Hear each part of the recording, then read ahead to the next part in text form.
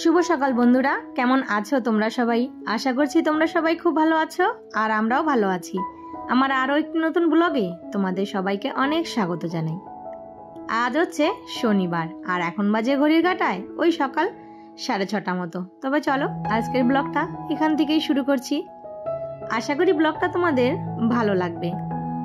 ব্লগটা ভালো লাগলে অবশ্যই কিন্তু একটা লাইক, কমেন্ট, শেয়ার করে দিও আর চ্যানেলটা সাবস্ক্রাইব করে আমার পাশে থেকো। রোজকার মতো এই যে সকালে ঘুম থেকে উঠে সংসারের কাজে লেগে পড়েছি। এইদিকে হাজবেন্ড, ছোট ছেলে দুজনেই ঘুমিয়ে আছে, তো আমাকে তো আর ঘুমিয়ে থাকলে চলবে না। আমি উঠে পড়েছি আর উঠে ঘর উঠোন সব ঝাড় দিয়ে তারপর ঘরটা একটু মুছে নিচ্ছি।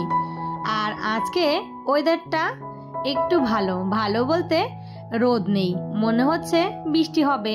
আর তার জন্য ভালো বললাম কেন বলো তো, ওই যে বৃষ্টি হলে একটু ঠান্ডা হবে। আর যে পরিমাণে গরম, বৃষ্টি হলে কিন্তু এখন একটু ঠান্ডা হলে মনটাও কিন্তু খুব খুশি হয়। তারপর চান টান করে সোজা চলে আসলাম ঠাকুর ঘরে, তাড়াতাড়ি করে পুজোটা দিয়ে নিই। এইদিকে দেখো কত ফুল, আর এখন পুজো দিতে কিন্তু খুব ভালো লাগে। অনেক ফুল দিয়ে ঠাকুরের আসনটা সুন্দর করে সাজিয়ে গুছিয়ে তারপর কিন্তু পুজো দেওয়া যায়। পুজো দিয়ে সোজা চলে আসলাম এই যে ঘরে। ঘরে এসে মুখে একটু ক্রিম মেখে নিচ্ছি আর তারপর এই যে চুলটা আঁচড়ে নেব। চুলটা না হালকা ভেজা আছে, কিন্তু এখন চুল ছেড়ে দিয়ে কাজ করা অসম্ভব। তাই আমি কিন্তু ওই যে চুল ছেড়ে দিয়ে কাজ করতে একদমই পারি না। যখন দেখি প্রচুর পরিমাণে চুলটা ভেজা, যখন ওই যে মাথায় শ্যাম্পু করি তখন কিন্তু একটু ছেড়ে দিই, না হলে আমার কিন্তু চুলটা সবসময় এই যে বাঁধাই থাকে। তো এদিকে বিছানাটা ভালো করে গুছিয়ে নিচ্ছি আর ছেলেকে ডেকে তুললাম, তাড়াতাড়ি করে ঘুম থেকে ওঠো। আর ওইদিকে বাড়িতে সবাই চলে আসবে, এসে যদি এখনো বিছানাটাই তোলা না হয় তাহলে দেখতে কেমন লাগবে বলো। তো এইদিকে ছেলেকে তাড়াতাড়ি করে ডেকে তুলে তারপর এই যে আমিও কিন্তু বিছানাটা সুন্দর করে গুছিয়ে তুলে নিলাম। আর এইদিকে আমার বিছানাটাও গোছানো হয়ে গেছে, এখন চলে যাব রান্নাঘরে। আজকে সপ্তাহের শেষ দিন মানে শনিবার, সবজি তো ঘরে একদমই বাড়ন্ত। তাই হাজবেন্ডকে বললাম সকাল সকাল একটু সবজি এনে দিয়ে যাও। আর রান্না করব কি, তো সে বলেছে বাজার থেকে আমি মাছ নিয়ে আসব।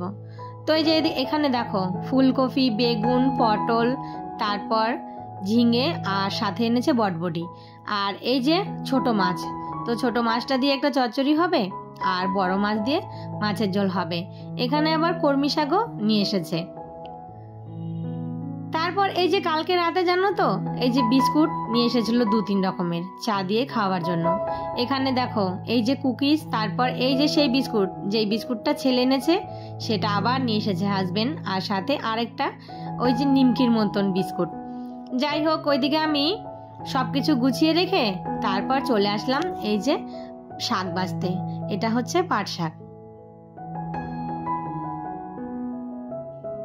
তো শাক টাক বেছে এদিকে না ভাত বসিয়েছি আর ওইদিকে আমি হাজবেন্ডের টিফিনটা করে পাঠিয়ে দিয়েছি।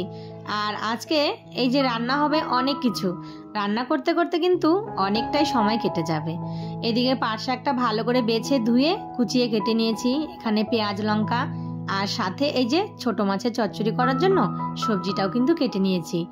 তো এদিকে আমি ছোট মাছটা বসিয়ে দিয়েছি ভাজতে, আর ওইদিকে ডাল আর মাছের ঝোল বসিয়েছিলাম। সরি, মাছের ঝোল না, ভাত। তো ভাতটাও হয়ে গেছে, ডালটাও কিন্তু আমার হয়ে গেছে। একদিকে ছোট মাছের তরকারি বসিয়েছি আর আরেকদিকে এই যে মাছে আমি নুন হলুদ মাখিয়ে রেখে দিব। তারপর এই যে মাছটা ভেজে কিন্তু ঝোল করব। আর এটা হচ্ছে কাতল মাছ। আজকে কিন্তু এতগুলোই মাছ রান্না করব।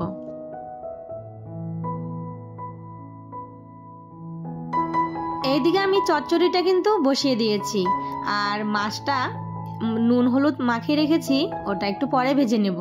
তার আগে মাছের মশলাটা রেডি করে নিচ্ছি।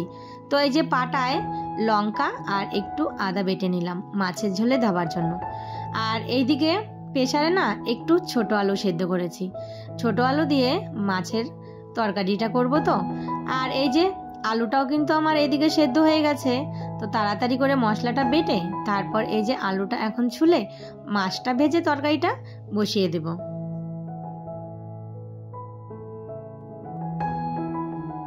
এদিকে আলুও ছোলা হয়ে গেছে, মশলাও বাটা হয়ে গেছে। এখন মাছটা ভাজা হলেই বাস মাছের ঝোলটা কিন্তু একদম রেডি। এদিকে রান্নাটাও কিন্তু প্রায় হয়ে এসেছে। তো এদিকে মাছটা ভেজে নিচ্ছি আর ওইদিকে না চচ্চড়িটাও নামিয়ে নিয়েছি।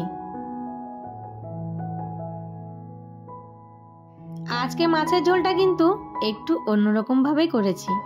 তো এদিকে আমার মাছের ঝোলটা হয়ে গেছে আর এই যে নামিয়ে তারপর আলাদা আলাদা বাটিতে করে তুলে রেখে দিচ্ছি, কেননা দুবেলার মাছের ঝোল করেছি, রাতের আর দুপুরের জন্য।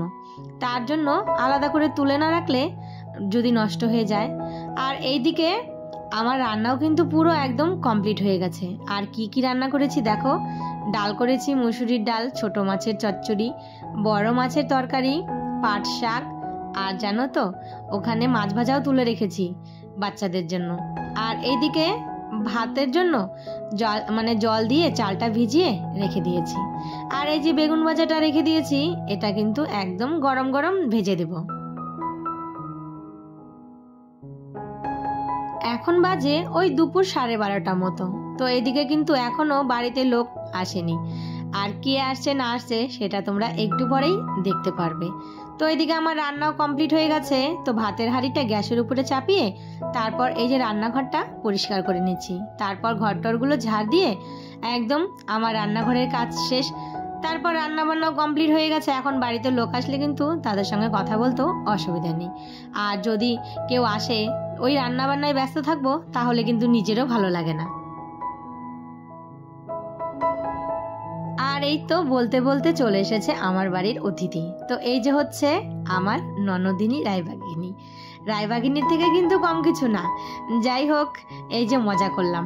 আর এই হচ্ছে আমার নন্দাই আর তার ছোট ছেলে। তো এইদিকে নন্দাই এসে বসে পড়েছে আর ওইদিকে আমার ননদ। দেখো এটা হচ্ছে আমার ছোট ননদ, আমার হচ্ছে দুটো ননদ, আর একটা ননদ আসবে আর একটু পরে সে ঢুকে যাবে। তো এই যে দেখো পিসিমণি তার ভাস্তাদের জন্য অনেক কিছু এনেছে খাবার। আর এইদিকে ননদকে আর নন্দাইকে একটু চা করে দিচ্ছি। তো এই যে চা আর বিস্কুট তাদেরকে দিয়ে দিলাম। বাড়ি ভর্তি এত লোক, এত আয়োজন, এত খাওয়া দাওয়া কিসের, কোনো কিছুই না। তো সবাই এসেছে, মানে সবাই বলতে এই যে আমার দুই ননদ, তারা এসেছে তার বাবার বাড়ি ঘুরতে। তো এই যে আমার বড় ননদ আর এই যে হচ্ছে আমার ছোট ননদ। তো চলো তোমাদেরকেও একটু হাই করে দিল। তো চলো বন্ধুরা, আজকের ভিডিওটা এখানেই শেষ করি। আর ভিডিওটা কেমন হয়েছে অবশ্যই কিন্তু একটা কমেন্ট করে জানিও। তো আবারও দেখা হবে নতুন কোনো ভিডিওর সঙ্গে। ততক্ষণের জন্য টাটা।